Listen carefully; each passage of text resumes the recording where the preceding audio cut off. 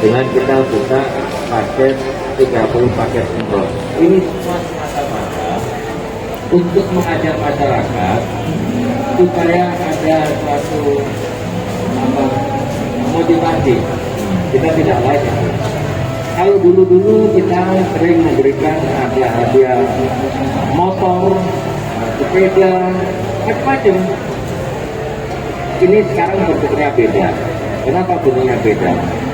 Karena kalau kemarin-kemarin belum ada dibuka paket umroh. Alhamdulillah sekarang ini pihak Saudi sudah membuka untuk umroh di Indonesia. Dan alhamdulillah juga kita kerjasama dengan Travel Jawa yang selama ini juga sudah punya dokumen yang legalitasnya yang jelas, dan dia juga sudah diundang ke Arab Saudi, sehingga kami pertama mendapatkan travelnya yang jelas. Yang kedua, kami mendapatkan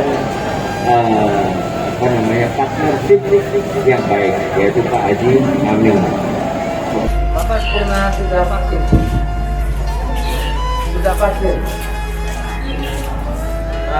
Bapak, sekarang saya dengan Kapolda Aceh, Pak. Bapak mendapatkan paket umroh gratis. Oh, sudah vaksin ya?